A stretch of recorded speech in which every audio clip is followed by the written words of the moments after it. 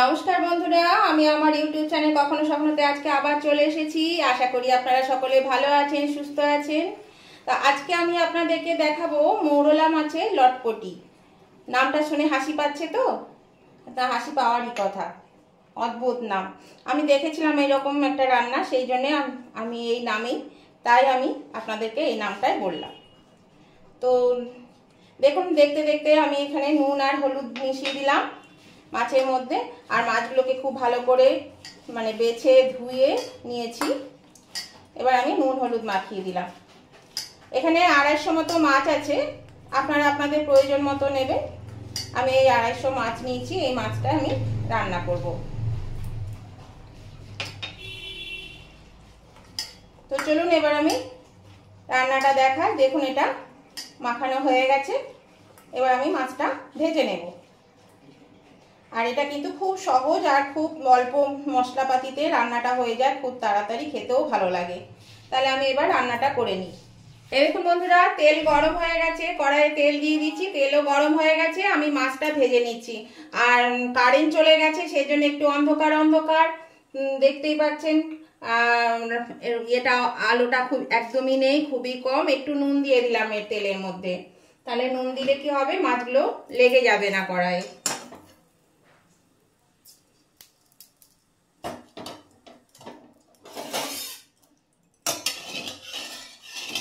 এটা একটু নেড়ে নিলাম, যে মাছগুলো কিন্তু কড়াইয়ের মধ্যে লেগে যাবে না, সুন্দর ভাজা হবে।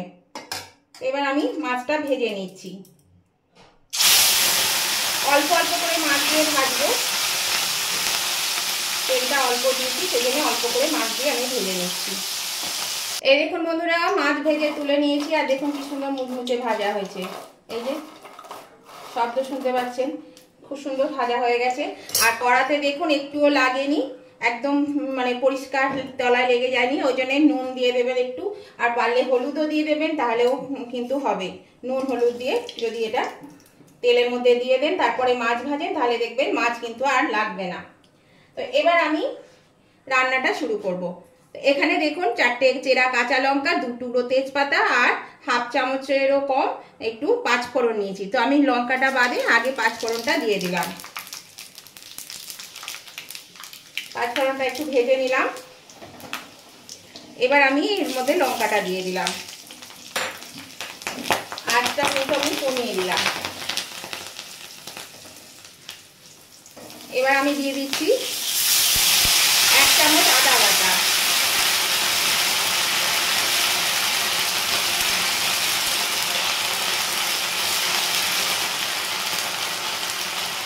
এবার দিয়ে দেব টমেটো।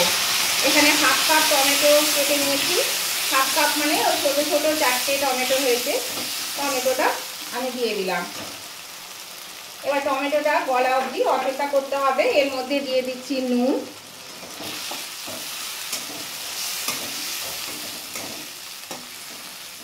আঁচটা কমিয়ে আমি একটু ঢাকা দিয়ে দেব, মিনিট 2-এর জন্য ঢাকা দিয়ে দেব। দেখুন বন্ধুরা, আমি ঢাকা দিয়ে দিয়েছিলাম, ঢাকাটা খুলে দিলাম। দেখুন টমেটোগুলো সেদ্ধ হয়ে গেছে, একদম গলে গেছে।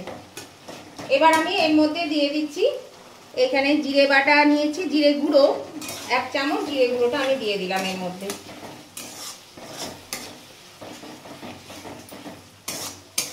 জিরে গুঁড়োটা দিয়ে একটু নেড়ে চেড়ে নিচ্ছি। এবার দিয়ে দেব, এখানে নিয়েছি 1 চামচ সর্ষে বাটা। সর্ষে বাটাটা আমি এখানে দিয়ে দিচ্ছি। আর এখানে নিয়েছি 2 চামচ পোস্ত বাটা। এই পোস্ত বাটাটাও আমি এর মধ্যে দিয়ে দিচ্ছি।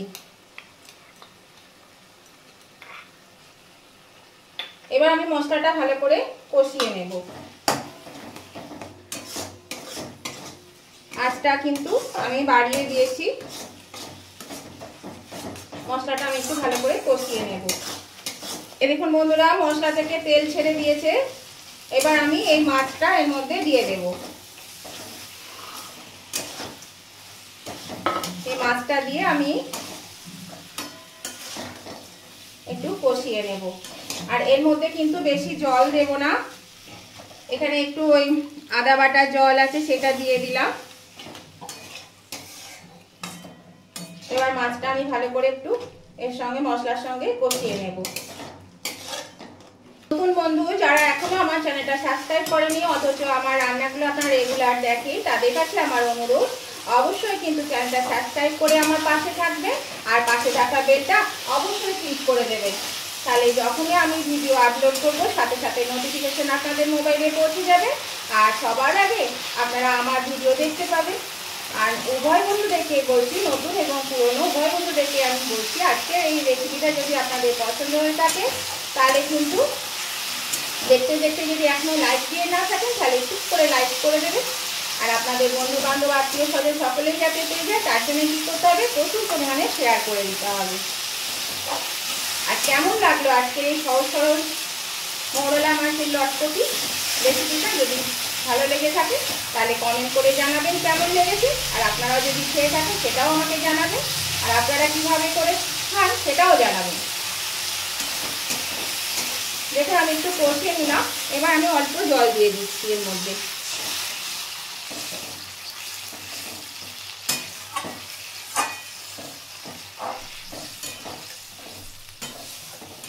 এবার আমি নুন হলুদ দিয়ে দেবো, একটু হলুদ দিয়ে দিচ্ছি,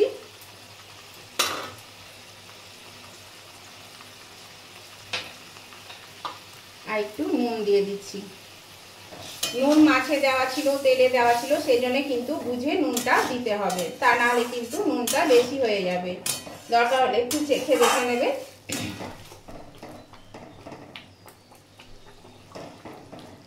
এবার আমি এটা মিনিট 2-3 জন্য একটু ঢাকা দিয়ে দেব।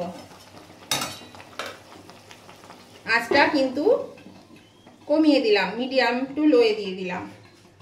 এই দেখুন বন্ধুরা আমি 2-3 মিনিট পরে ফিরে এলাম। এই দেখুন এটা আমি কমিয়ে দিয়েছিলাম, ফুটে গেছে।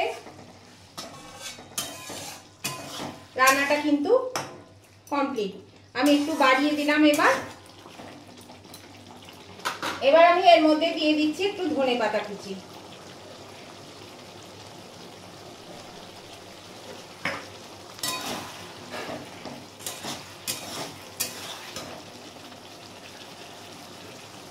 একটু বেশি করে ধনেপাতা দিয়ে দিলাম। এবার আমি এটা নামিয়ে নেব। দেখুন কত তাড়াতাড়ি কত সহজে কিন্তু এই রেসিপিটা হয়ে গেল। আপনারাও কিন্তু এইভাবে যদি না খেয়ে থাকেন অবশ্যই একবার ট্রাই করে দেখুন। এইভাবে রান্না করলে খেতে কিন্তু খুব ভালো লাগবে। আমি গ্যাসটা অফ করে দিলাম, এবার আমি নামিয়ে নিচ্ছি।